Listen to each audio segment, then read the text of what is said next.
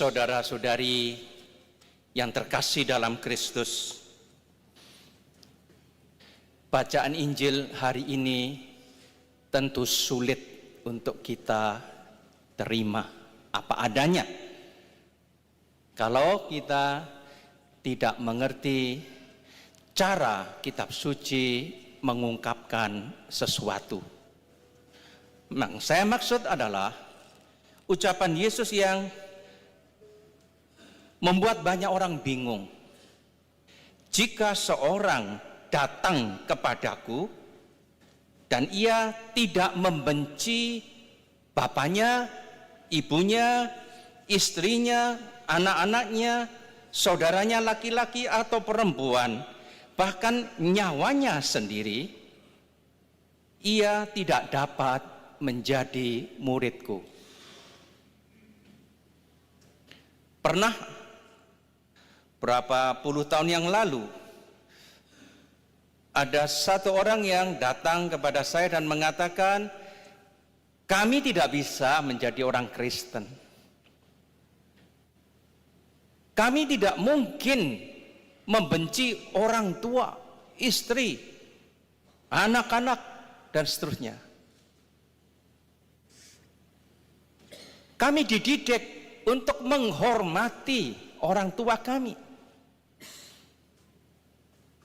Apalagi orang ini ingat, ketika ada seorang mau mengikuti Yesus dan minta izin menguburkan orang tuanya, ayahnya, oleh Yesus dilarang. Maka bagi orang ini tidak masuk akal. Kita mau menjadi Kristen, lalu tidak menghormati dan tidak menguburkan orang tua yang meninggal. Dan dalam akhir Injil, kalimat yang juga sama artinya dan membingungkan adalah, setiap orang di antara kamu yang tidak melepaskan diri dari segala miliknya tidak dapat menjadi muridku. Para saudara yang terkasih, kitab suci memang tidak selalu mudah dipahami oleh kita yang hidup pada zaman ini, sebab kitab suci ditulis sudah ribuan tahun yang lalu dengan bahasa yang sudah sangat kuno, dengan cara berpikir yang jauh berbeda dengan kita sekarang. Para ahli berusaha untuk mempelajari hal ini, dan kesimpulannya untuk mudahnya, apa yang dikatakan Yesus, jika seorang datang kepadaku untuk mencintai Yesus, untuk percaya kepada Yesus, untuk mengikuti perintah-perintah Yesus, tapi dia tidak membenci bapaknya, ibunya, anaknya, dan seterusnya, itu tidak lain artinya sebenarnya sederhana. Barang siapa mau mengikuti Yesus dan lebih mementingkan orang tua, anak, dan lain-lain, dia tidak layak menjadi murid Yesus. Jadi bukan membenci dalam arti seperti kita mengerti sekarang ini. Barang siapa membenci orang tuanya, itu dalam arti ketika dibandingkan dengan Yesus, dibandingkan dengan Allah, dia harus berani mendahulukan Allah, lebih mencintai Allah, sampai kalau diperlukan dia meninggalkan orang tua, istri, anak-anak, dan sebagainya. Lebih mudah lagi, barang siapa mau mengikuti Yesus harus bisa menomorsatukan Yesus di atas segala-galanya, termasuk di atas orang tua dan lain-lain. Bagaimana mungkin kita disuruh membenci? Tidak mungkin. Karena perintah keempat dari 10 perintah Allah adalah untuk menghormati ayah ibu kita. Sesudah 3 perintah yang berkaitan dengan Allah, perintah yang berkaitan dengan manusia di tempat pertama adalah menghormati orang tua, mencintai orang tua. Dan seluruh kitab suci membuktikan bahwa manusia diperintahkan untuk menghormati, mencintai, melayani orang tua sampai mati. Dalam kitab kebijaksanaan ada banyak nasihat yang mengharukan tentang perlunya seorang anak menghormati orang tuanya yang sudah tua dan rapuh.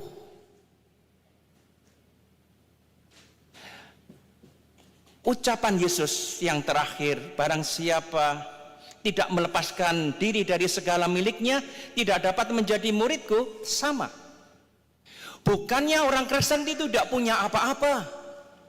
Bukannya orang Kristen dilarang mempunyai keluarga, dilarang mempunyai rumah, harta. Bukan. Orang boleh kaya, boleh. Tetapi begitu orang lekat pada hartanya, menomorsatukan hartanya, dan menomorduakan atau menomorsekiankan Allah, itulah yang dikatakan Yesus, orang seperti ini tidak layak menjadi muridnya.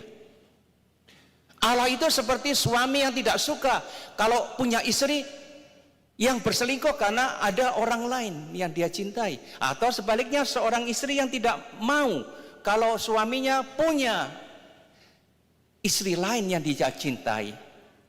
Allah itu Allah yang cemburu. Dia tidak menghendaki kita menghormati dan mencintai Allah di samping Allah-Allah lain. Allah Israel adalah Allah yang cemburu, yang tidak menghendaki adanya Allah-Allah atau berhala-berhala lain. Karena itu, kalau diperlukan, ya, kalau Tuhan menghendaki, manusia yang mau mengabdi Allah harus berani melepaskan itu, menomorsatukan perintah Allah daripada hartanya, miliknya sendiri. Para saudara yang terkasih, Yesus mengatakan bahwa semua orang tidak boleh lekat, tidak boleh terlalu memegang apa yang dia miliki sampai mati. Kalau Allah menghendaki, harus bisa dilepaskan. Sebagai contoh ilustrasi, kita berada di suatu kapal yang mau tenggelam, lalu ada satu perahu kecil skoci yang tinggal satu, lalu kita bisa masuk. Tapi skoci ini pun hampir tenggelam, hanya bisa dimasuki satu orang tanpa beban. Tapi kita bawa beban kita. Kita tidak mau meninggalkan harta kita, ingin membawa harta itu naik dan masuk ke skoci itu dan akan tenggelam. Maka harus berani meninggalkan harta itu. Lebih baik nyawa daripada harta. Banyak kejadian orang yang terbakar rumahnya, masuk ke rumah untuk mengambil harta, tapi dia mati karena dia masih lekat pada hartanya. Maka dia meninggal karena itu. Inilah arti dari ucapan Yesus. Ketidaklekatan kita pada hal-hal yang bukan Allah.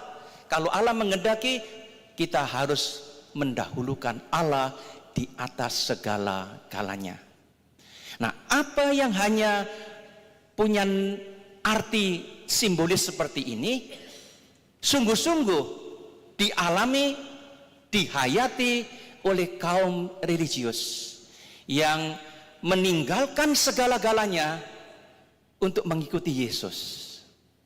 Salah satu tarekat di dunia yang kita kenal adalah tarekat Serikat Sabda Allah.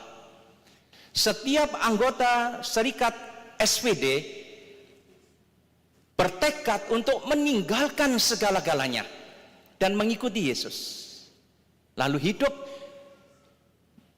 dengan 3 kaul: ketaatan, kemiskinan, dan keperawanan sampai mati. Mereka sungguh-sungguh menghayati dalam arti sepenuhnya apa yang dikatakan Yesus, meninggalkan segala-galanya.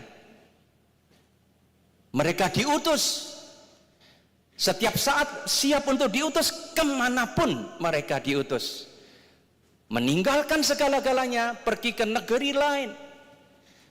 Banyak dari antara kita di sini yang sudah entah ke berapa negara. Dulu ketika diutus tentu berat karena meninggalkan segala-galanya, pergi ke suatu negeri yang dia tidak tahu. Tapi itulah misionaris, rela diutus, rela menanggung resiko. Dan sekian banyak martir SPD saya tahu. Dalam doa-doa mereka mendoakan para martir SPD. Tidak hanya yang dibunuh, tapi yang menderita, yang mati tanpa dikenal orang. Akibat dari pelayanannya lebih banyak daripada para martir yang diakui gereja. Menjadi misionaris suatu anugerah, karena gereja membutuhkan orang yang sungguh punya kerelaan hati untuk melepaskan segala-galanya dan diutus oleh Tuhan untuk mewartakan Injil dimanapun mereka ditempatkan. Kita bersyukur Tuhan telah memberikan satu tarekat SPD yang hari ini boleh bersyukur atas peringatan atau perayaan 150 tahun berdirinya, dan kepada 4 pater yang merayakan pesta perak dan 40 tahun imamat, kita juga patut bersyukur karena Tuhan telah setia kepada mereka, tetapi juga karena mereka telah setia kepada Allah. Semoga tarekat SPD sungguh menjadi anugerah bagi gereja karena mereka punya semangat besar untuk menjadi misionaris. Tuhan memberkati.